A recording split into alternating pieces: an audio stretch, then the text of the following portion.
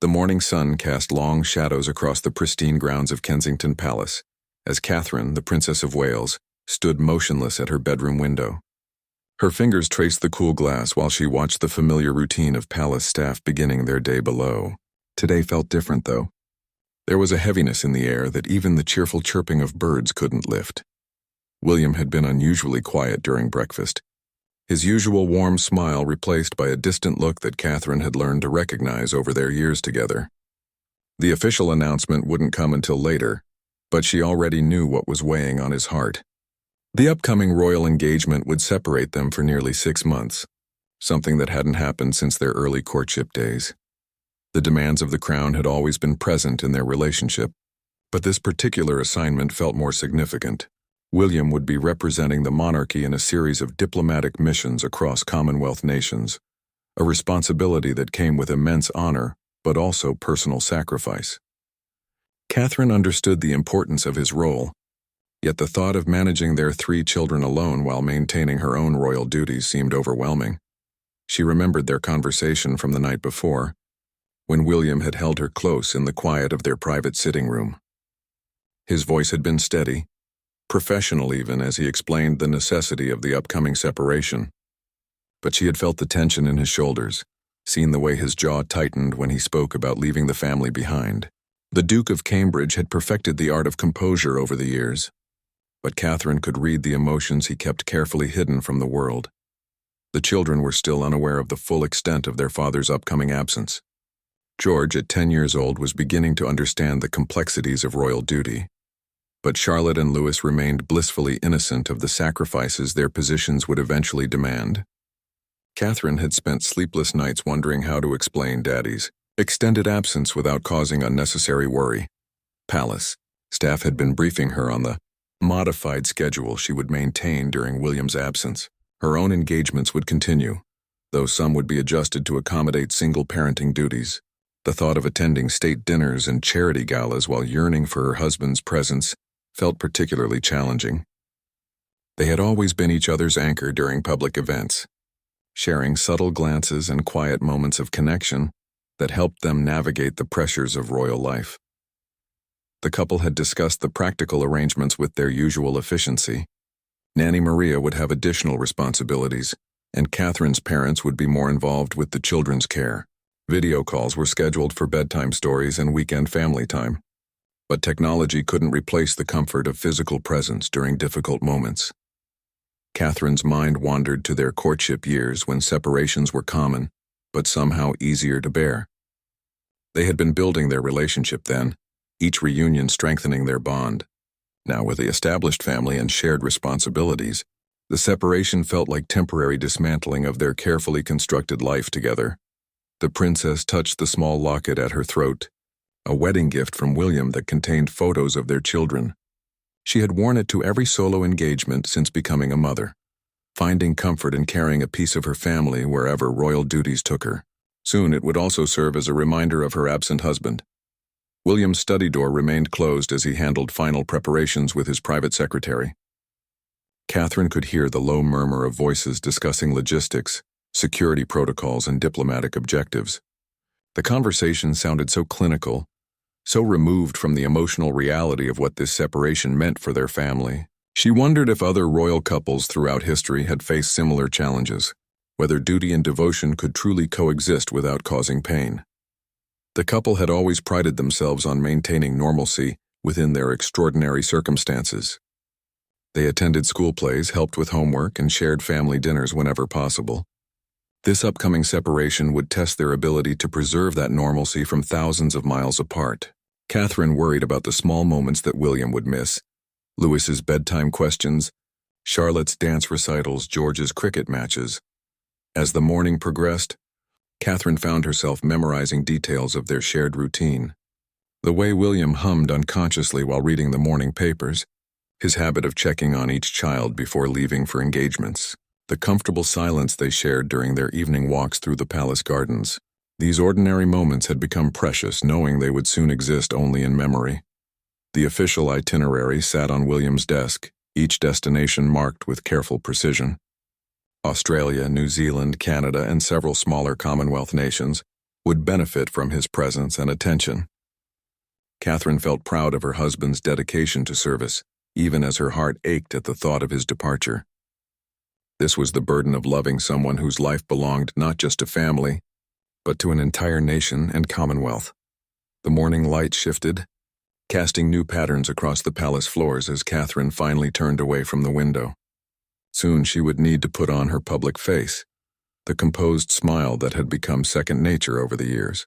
But for now, in the privacy of their personal quarters, she allowed herself to feel the full weight of the approaching goodbye. The family lunch had been a careful performance of normalcy, with William entertaining the children with stories from his recent engagements while Catherine watched his every gesture, storing memories for the lonely weeks ahead. George had asked about his father's upcoming trip with the casual curiosity of a child who didn't yet understand the weight of royal obligations. William's answer had been gentle but honest, explaining how important it was for him to visit their friends in other countries and represent his grandmother's legacy. Charlotte had been more perceptive, her bright eyes moving between her parents as if sensing the undercurrent of emotion neither adult was fully expressing. She had climbed onto her father's lap during dessert, wrapping her small arms around his neck with the fierce affection that only children possess. William had held her close, his eyes meeting Catherine's across the table in a moment of shared understanding about what they were both sacrificing. The afternoon brought a stream of final meetings and briefings. Catherine had watched from the corridor as William met with his protection officers, discussing security arrangements and communication protocols. The conversation had been professional and thorough, but she had noticed how his hand lingered on the framed photo of their family that sat on his desk. These small gestures revealed the man behind the royal title, the husband and father who struggled with the same conflicts that would challenge any parent facing extended separation. Later, as the children played in the nursery, William and Catherine had stolen a few precious minutes together in their private garden. The late afternoon sun had filtered through the ancient trees, creating a peaceful sanctuary where they could speak freely without the watchful eyes of staff or the pressure of official duties. William had taken her hands in his thumbs tracing gentle circles on her palms in a gesture that had become their private language over the years. They had talked about practical matters first, the safe territory of schedules and arrangements. Catherine would maintain her patronage commitments while adjusting her calendar to accommodate single parenting responsibilities. The children's schooling would continue without disruption, though William would miss several important events including Charlotte's school play and Louis's sports day. Each missed milestone felt like a small betrayal of the family-first values they had worked so hard to maintain. The conversation had gradually shifted to more personal territory. William had expressed his guilt about leaving Catherine to manage alone, knowing how challenging their royal duties could be even when shared between two people. She had reassured him with characteristic strength, reminding him that their temporary sacrifice served a greater purpose. Yet beneath her composed words, both could sense the anxiety about facing months of solo parenting while maintaining the flawless public image expected of the Princess of Wales. Catherine had shared her own fears about the children's reactions to their father's absence. Louis, at 5 years old, had never experienced such a long separation from William. The little boy's routine revolved around bedtime stories with Daddy and weekend adventures in the palace gardens. She worried about maintaining his sense of security while dealing with her own loneliness and the additional pressures of solo royal duties. The couple had discussed their communication plans with the careful attention to detail that royal life demanded. Scheduled video calls would accommodate time zone differences and official engagements. William would record bedtime stories in advance, creating a library of familiar comfort for nights when live calls weren't possible. These technological solutions felt both innovative and heartbreaking, a modern attempt to bridge an ancient conflict between duty and family. As evening approached, the palace staff had begun their discreet withdrawal, providing the family with private time before the official farewell scheduled for the following morning. Catherine had insisted on cooking William's favorite dinner herself, a simple gesture that felt profound given the circumstances. The kitchen staff had been gently dismissed as she prepared the meal that had become tradition for their private celebrations and quiet moments. Together, the children had been allowed to stay up past their usual bedtime, sensing without fully understanding that this evening held special significance. They had curled up together on the sofa in their private sitting room, watching a family film while William and Catherine exchanged glances over their heads. Every laugh, every sleepy sigh from their children felt precious and fleeting. During the film, Catherine had noticed William's distraction, the way his attention drifted from the screen to study each child's face as if memorizing their expressions. She had reached for his hand in the darkness, their fingers intertwining with the practiced ease of a couple who had learned to communicate volumes through touch alone. The simple contact had grounded them both in the present moment, even as their minds wandered to the challenging months ahead. The bedtime routine had been extended through unspoken agreement. William had read extra stories, listened to more prayers, and lingered longer in each child's room. Catherine had watched from doorways as he tucked blankets with particular care and whispered private words to each of their children. These intimate family moments, usually private and unremarkable, had taken on new significance, knowing they wouldn't be repeated for many weeks. After the children were finally asleep, William and Catherine had returned to their own room, the silence between them heavy with unspoken emotions. They had moved through their evening routine with unusual awareness, each action carrying additional weight. Catherine had watched her husband pack his formal wear and casual clothes. The mundane activity transformed into a symbol of their approaching separation. The early morning hours had passed too quickly and too slowly simultaneously. Catherine had woken before dawn, her internal clock disrupted by the emotional weight of the approaching departure. William had been awake beside her, both of them lying in comfortable silence while listening to the sounds of the palace beginning its daily rhythm. Neither had wanted to acknowledge that their last morning together had arrived, preferring to exist in the peaceful limbo of dawn. Their conversation over early coffee had been deliberately light, focusing on the children's school schedules and upcoming family events that William would attend via video call. Catherine had memorized the way he held his mug, the familiar gesture of running his fingers through his hair when deep in thought, the particular smile he reserved for her alone.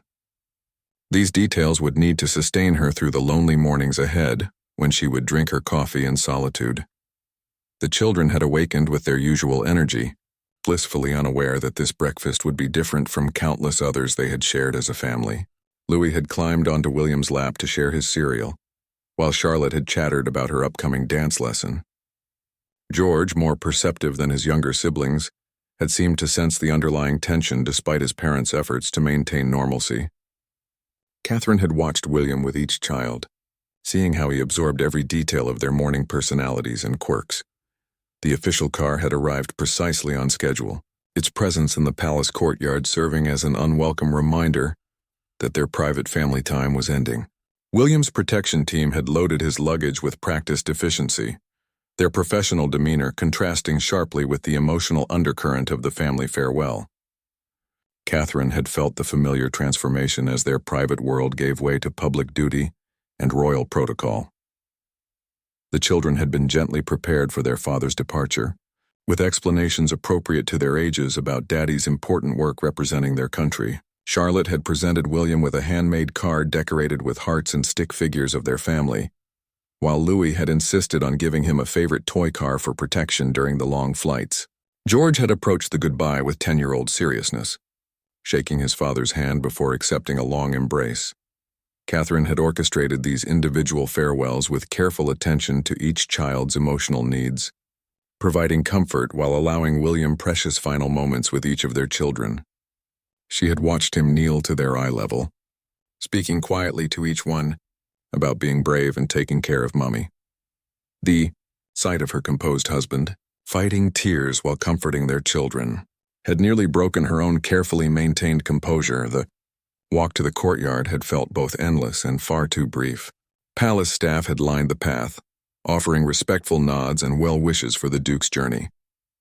Their presence had served as a reminder that this wasn't just a personal farewell, but an official send-off for an important royal mission. Catherine had walked beside William with practiced grace, her public smile firmly in place even as her heart felt heavy with approaching loss. The final moments before departure had unfolded, with the precision that royal protocol demanded, yet felt deeply personal and intimate. William had turned to face Catherine, his hands reaching for hers in a gesture that spoke of their years together and the strength of their partnership.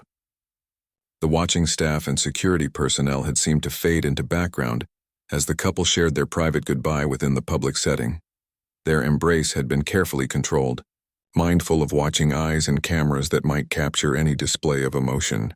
Yet within that composed farewell, volumes of love and support had been communicated through touch alone. Catherine had felt William's reluctance to let go, his arms tightening around her briefly before he stepped back with characteristic royal composure.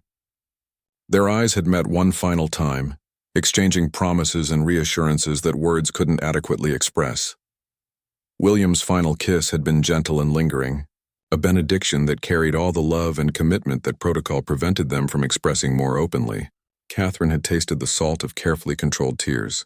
Whether his or her own, she couldn't be sure. The kiss had ended too soon, leaving her with the memory of his familiar warmth and the faint scent of his cologne that she would miss during the lonely nights ahead. The children had gathered around for one last group hug, their small arms wrapping around both parents as if trying to prevent the inevitable separation. William had whispered something to each child that made them smile despite their confusion about why Daddy had to leave for so long. Catherine had watched over their heads as William's protective team waited respectfully for their final signal to depart. The actual moment of separation had happened with surprising swiftness. William had kissed Catherine once more, brief and tender, before turning toward the waiting car. His step had been steady and purposeful, the bearing of a man who had learned to compartmentalize personal emotion in service of duty. Catherine had stood with the children, maintaining her composure while watching her husband's tall figure disappear into the official vehicle. The car door had closed with quiet finality, separating their little family from the man who was its foundation and strength. Through the tinted windows, Catherine had glimpsed William's profile as he settled into his seat, already beginning the mental transition from husband and father to royal representative. The sight had filled her with both pride in his dedication and sadness at their necessary sacrifice. As the motorcade had pulled away from Kensington Palace, Catherine had lifted Louis into her arms while keeping protective hands on Charlotte and George's shoulders. The four of them had stood together in the courtyard, watching until the cars disappeared beyond the palace gates. The morning sun had climbed higher, casting new shadows across the cobblestones and marking the beginning of their months apart. The silence that followed the departure felt profound and strange, as if the palace itself was adjusting to William's absence.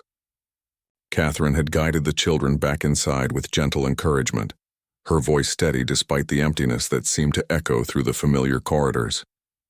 The staff had resumed their duties with practiced discretion, but she could sense their awareness of the family's emotional state and their quiet sympathy for the situation. Louis had been the first to voice what they were all feeling, asking with 5-year-old directness when Daddy would come home. Catherine had knelt to his level, explaining again about the important work William needed to do in faraway countries, while privately wondering how she would answer this question hundreds more times over the coming months. The little boy's acceptance had been both heartbreaking and reassuring, trusting in his mother's explanations even when he couldn't fully understand the complexities behind them. Charlotte had retreated to her room after the farewell, and Catherine had found her sitting quietly with her collection of horses, arranging them in careful patterns on her bedroom floor. The 7-year-old's processing of emotions often manifested in organizing and rearranging her belongings, a coping mechanism that Catherine recognized from her own childhood. She had sat cross-legged beside her daughter, helping to arrange the toy horses while talking gently about missing, people we love, and how families stay connected even when apart. George had handled the departure with the stoic maturity that sometimes surprised Catherine with its intensity. At 10, he was beginning to understand the weight of royal responsibility and the sacrifices it demanded. He had asked thoughtful questions about his father's mission and the countries William would visit, approaching the situation with intellectual curiosity that masked his emotional response. Catherine had recognized her own tendency to process difficult emotions through practical understanding and had encouraged his questions while watching for signs of hidden distress. The first day had stretched endlessly, each familiar routine highlighting William's absence in small but significant ways. The empty chair at lunch, the unused coffee cup in the kitchen, the unopened morning papers that William typically read aloud during breakfast, all served as quiet reminders of their altered family dynamic. Catherine had found herself automatically setting his place at dinner, before remembering with a sharp pang that he wouldn't be joining them. The children's questions had continued throughout the day, ranging from practical concerns about bedtime stories to more complex worries about whether Daddy would remember to call them. Catherine had answered each inquiry with patience and reassurance, drawing on reserves of strength she hadn't known she possessed.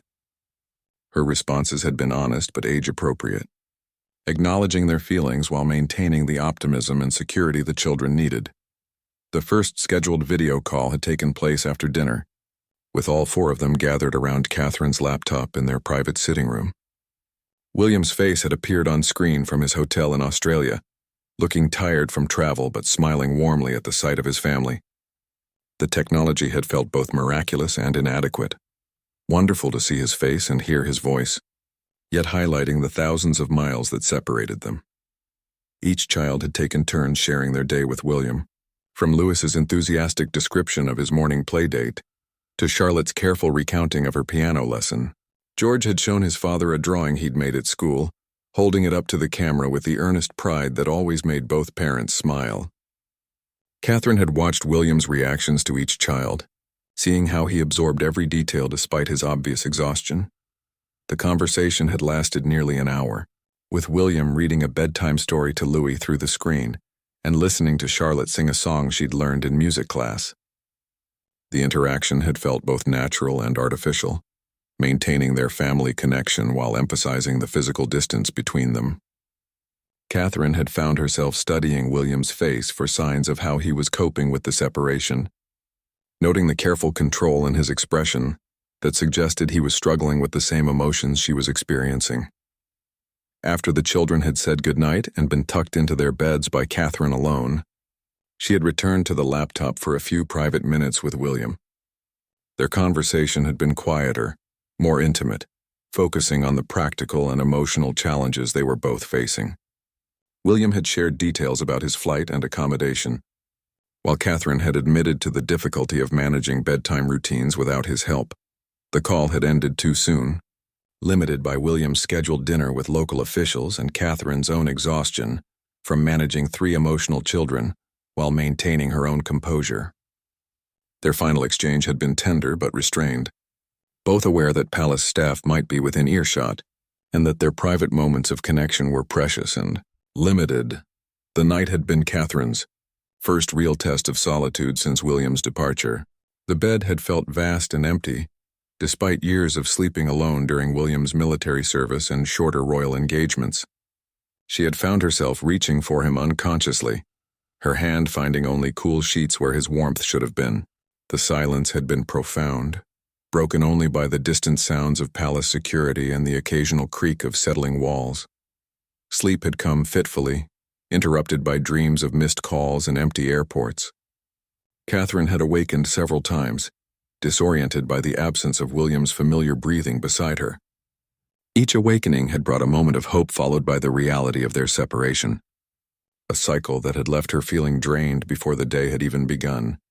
The morning had arrived with surprising swiftness, bringing the sounds of children awakening and staff beginning their daily routines. Catherine had risen with determination to establish new patterns that would sustain them through the months ahead, recognizing that her strength and consistency would be crucial for maintaining the family's emotional stability during William's absence. 3 weeks into William's absence, Catherine had developed a rhythm that surprised her with its effectiveness, though it never quite filled the void his presence had left. The children had adapted with the resilience that constantly amazed her, though each displayed their own ways of coping with their father's absence. Louis had begun carrying a small photo of William in his school bag, showing it to friends who asked about his daddy's important work. Charlotte had started writing daily letters that she planned to give William upon his return, filling pages with drawings and careful descriptions of her activities.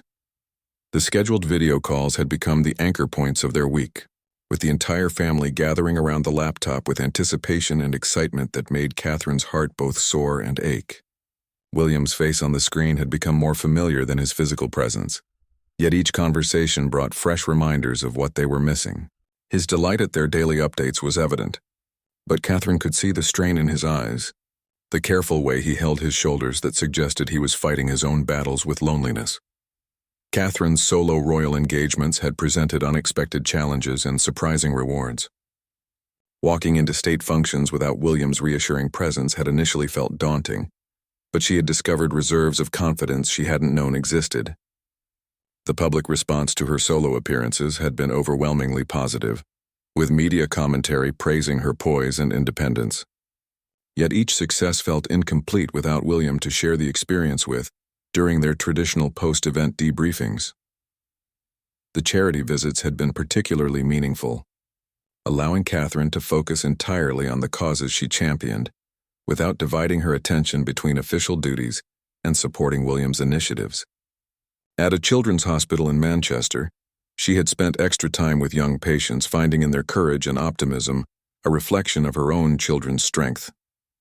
The conversations with families facing long separations due to medical treatment had provided perspective on her own temporary sacrifice. The loneliest moments had come during evening hours when the children were asleep and palace life settled into quiet routine. Catherine had found herself walking through rooms that held memories of shared conversations and quiet companionship with William. The study where they reviewed their joint calendar, the garden where they took evening walks, the sitting room where they watched films after difficult days, all had become spaces of beautiful but painful remembrance. She had begun writing in a journal, documenting not just daily events but her emotional journey through the separation. The practice had proved therapeutic, allowing her to process feelings she couldn't fully express to the children or even to William during their video calls. The pages filled with observations about single parenting, reflections on royal duty, and honest admissions about missing her husband's physical presence and emotional support. The children's bedtime routines had evolved to include nightly video calls with William when time zones permitted, creating a new tradition that felt both special and heartbreaking. William had recorded dozens of bedtime stories during his travels, creating a library of familiar comfort for nights when live calls weren't possible. His voice reading their favorite tales had become a precious gift, though it emphasized his physical absence even while providing emotional connection. George had begun asking more sophisticated questions about royal duty and sacrifice, clearly processing his father's absence within the larger context of their family's responsibilities. His conversations with Catherine had taken on new depth, revealing a maturity that both impressed and concerned her. She had tried to balance honesty about their roles with reassurance about the temporary nature of their current situation.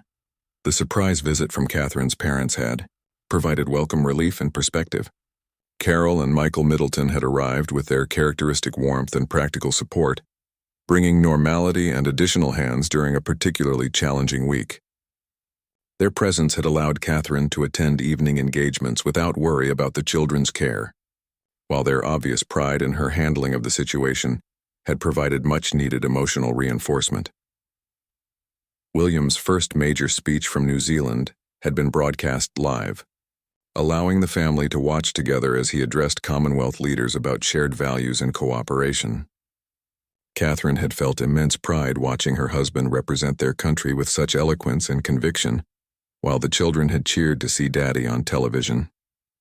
The broadcast had made his important work more tangible, while simultaneously emphasizing the distance between them. The halfway point of his tour had approached with mixed emotions. Catherine had found herself torn between relief that they had successfully navigated half the separation and anxiety about the remaining weeks ahead. The children had begun creating countdown calendars, marking off days until Daddy's return with the eager anticipation that made time seem to move even more slowly. A minor crisis had tested Catherine's solo parenting skills when Louis had fallen ill with a stomach bug that kept him home from school for several days. Managing a sick child while maintaining royal commitments had required careful coordination with Nanny Maria and flexibility from palace staff. William's concern during their video call had been palpable, his helplessness at being unable to provide comfort from thousands of miles away adding another layer of emotional complexity to their situation.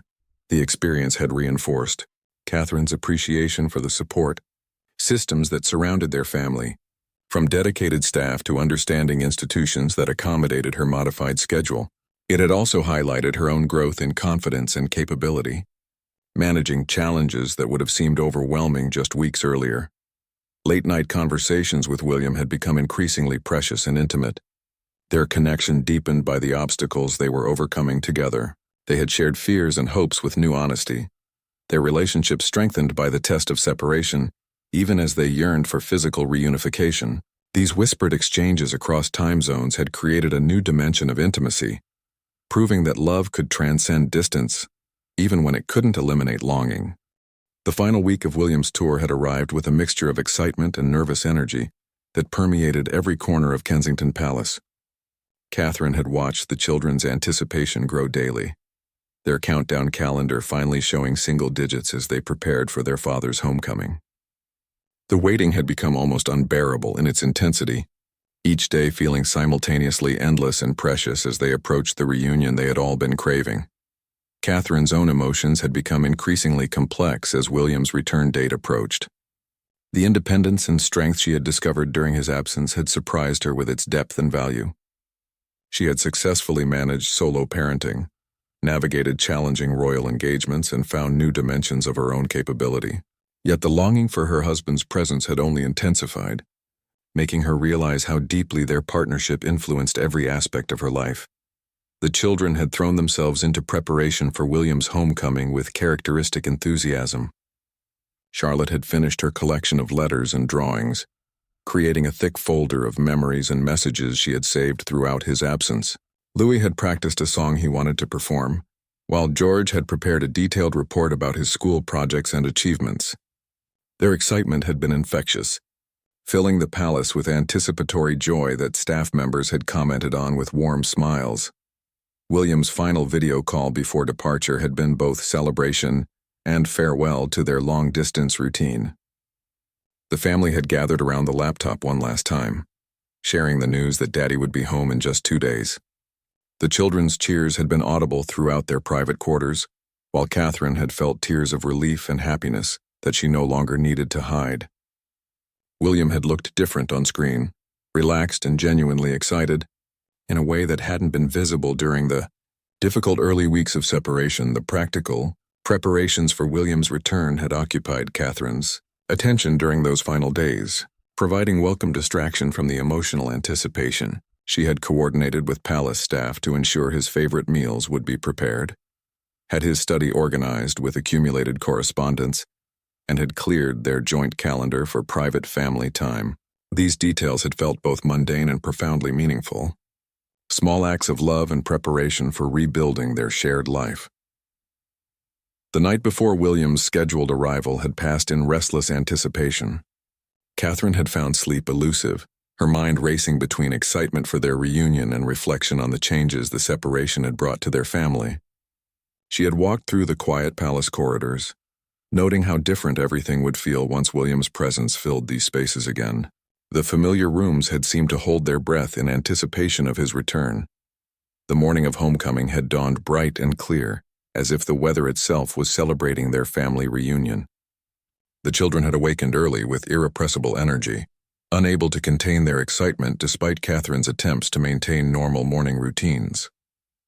Breakfast had been abandoned half-eaten as Louis bounced in his chair and Charlotte checked the time every few minutes, counting down the hours until their father's expected arrival. The final preparations had been completed with careful attention to every detail. The children had dressed in their favorite outfits, wanting to look special for Daddy's return. Catherine had chosen clothing that felt both comfortable and celebratory, recognizing that this reunion would be photographed and documented, but wanting to prioritize their personal moment over public presentation. The house had hummed with excited energy as staff made final arrangements and the family gathered in their private sitting room to wait. The sound of cars in the courtyard had sent the children running to the windows, their faces pressed against the glass as they watched for the first glimpse of their father's return. Catherine had followed more slowly, her heart racing with anticipation and nervousness that surprised her with its intensity. After months of separation, she had found herself almost shy about their reunion, wondering if they would slip immediately back into familiar patterns or need time to reconnect. William's tall figure had emerged from the official car with the characteristic stride that had become so precious in memory. He had looked up at the windows where his family waited, his face breaking into the genuine smile that had been missing from video calls no matter how hard he had tried to hide his own struggles with separation. The sight of him in person rather than on screen had felt almost surreal, as if he might disappear if Catherine looked away for even a moment. The reunion in the courtyard had been everything they had dreamed during the long weeks apart. The children had rushed toward William with the unbridled joy that only children possess, their arms wrapping around him as if they could physically prevent him from leaving again. His embrace had encompassed all three of them, his face buried in their hair as he held them close with the desperate affection of a parent who had missed months of daily hugs and bedtime kisses. Catherine had approached more slowly, drinking in the sight of William surrounded by their children, noting how he had changed during their time apart. He looked older somehow, marked by the responsibility and loneliness he had carried during his solo mission, but his eyes had found hers across the courtyard, with the same love and connection that had sustained them through their separation, promising that their bond had not only survived but had been strengthened by the test of distance.